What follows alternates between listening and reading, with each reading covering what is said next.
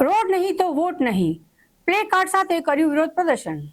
વડોદરા મહાનગરપાલિકામાં સમાવેશ કરોડિયા ગામની 5થી વધુ સોસાયટીમાં રોડ રસ્તા સહિતના પ્રાથમિક સુવિધાના અભાવે આજરોજ સ્થાનિક રહીશો એકત્ર થઈને ચૂંટણી નહીં તો વોટ નહીંના સૂત્રોચ્ચાર સાથે તંત્ર સામે આક્રોશ વ્યક્ત કર્યો હતો.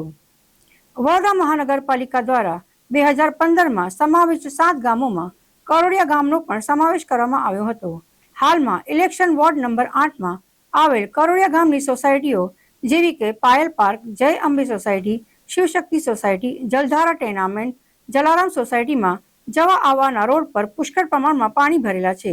રોડ પર કાદવ હોવાને કારણે એમ્બ્યુલન્સ, ફાયર ફાઈટર, શબવાહિની પણ આવી શકે તેમ નથી અને નાના બાળકો, સિનિયર સિટીઝન જવા આવવાની ખૂબ જ તકલીફ પડી રહી છે. વારંવાર કોર્પોરેટરને જાણ કરી હોવા છતાં કોઈ પણ પ્રકારની કામગીરી કરવામાં આવી નથી. પાલિકાની સ્માર્ટ સિટી બનાવવાની વાતો માત્ર કાગળ પર જ રહી છે. સોસાયટીના રહીશોનું કહેવું છે કે કોર્પોરેશનનો ટેક્સ સમયસર ભરીએ છે, તેમ છતાં સુવિધાઓ મળી નથી હોવાના કારણે અમો સોસાયટીના રહીશો દ્વારા ચૂંટાયેલા પ્રતિનિધિઓ અને વહીવટ પાંખનો વિરોધ કર્યો છે અને ભારે સૂત્રોચ્ચાર કરવામાં આવ્યા હતા. વોર્ડ નંબર 8 કરોડિયા એરિયામાં આજ દિન સુધી કોર્પોરેશન આવ્યા પછી અમને જે બેઝિક સુવિધા મળવી જોઈએ એ પણ સુવિધા અમને મળી નથી અને જે બેઝિક સુવિધામાં છે એટલે કે પાણીની સુવિધા, ગટર લાઇનની સુવિધા, રોડ રસ્તાની સુવિધા, સ્ટ્રીટ લાઇટની સુવિધા એ કોઈ બેઝિક સુવિધા મળી નથી. અને જ્યારે અમે રજૂઆત કરવામાં આવે છે આપણે કોર્પોરેટર અમારા મીનાબેનને, તો એ એવું કહે છે કે તમે ઉપર રજૂઆત કરો, અહીં અમને રજૂઆત ના કરો, વોર્ડ નંબર 8ની ઓફિસમાં જાઓ, ત્યાં રજૂઆત કરો, અમને કહેવાથી કશું નહીં થાય. ત્યારે અમે લોકો એવું કહીએ છીએ કે અમે તમને વોટ આપ્યો છે તો અમે તમને રજૂઆત કરીશું ને. તો અમને એવું કહે છે કે તમે અમને વોટ નહીં આપ્યો, અમે તો ભાજપે અમને ટિકિટ આપી છે એટલા માટે અમે આવ્યા છે, બાકી અમે ના આવે. એનો મતલબ કે એ ભાજપના નામ પર ખાલી વોટ લઈ ખાવા છે. અમારી જે વોટની બી કોઈ વેલ્યુ નથી, અમારા જે બેઝિક સુવિધા છે એ બી જોનાર કોઈ નથી. એવી જે મેઇન સત્તા પર જે માણસ બેસી ગયો છે એ સીટ જો અગર બીજા કોઈને મળી હોત તો આજે અમારી જે પ્રોબ્લેમ છે એનું કંઈક બીજું જ કંઈ નિરાકરણ આવી ગયું હોય. આ સમસ્યાનો ઉકેલ નહીં આવે તમે શું કરશો? આ સમસ્યાનો ઉકેલ નહીં આવે તો અમે ફરીથી આંદોલન પર ઉતરીશું અને વોર્ડ નંબર 8ની ઓફિસમાં આંદોલન કરીશું અને જરૂર પડી તો હજુ ઉપર જઈને અમે લોકો રજૂઆત કરીશું, અરજી આપીશું અને આંદોલન કરીશું. 2 વર્ષથી જ્યારથી કોર્પોરેશન આવી છે ત્યારથી અમને રોડની બિલકુલ સગવડ છે નહીં. ચારે બાજુ પાણી ભરાયેલું છે. અડધી રાત્રે ઇમરજન્સી થાય, કોઈ ફેમિલીમાં નાનું છોકરું બીમાર પડે, બુજુર્ગ બીમાર પડે તો 108 બોલાવવાની બી સગવડ છે નહીં, ચાલીને જવાની સગવડ છે નહીં. તો 108 વાળા બી ફોન કરીએ તો ના પાડે છે કે અમે એ રોડ પર આવવાના નથી, ઘસીને ના પાડી દે છે અમને. રિક્ષા તો બિલકુલ જ આવવા તૈયાર, ચાલીને જવાની. આ રોડ છે તમે જોઈ શકો છો, ઠેઠો ઠેઠ ના આ સાઈડે જઈ શકે છે ના આ સાઈડે જઈ શકે છે. અમને જવાનું તો કઈ જવાનું? જે ઘરમાં જેન્ટ્સ આવે એ લેડીઝો કેવી રીતે નાના છોકરાઓ લઈને ઘરની બહાર નીકળશે? દવાખાનું આવે, કંઈ પ્રોબ્લેમ આવે તો કેવી રીતે બહાર નીકળે એ લેડીઝ?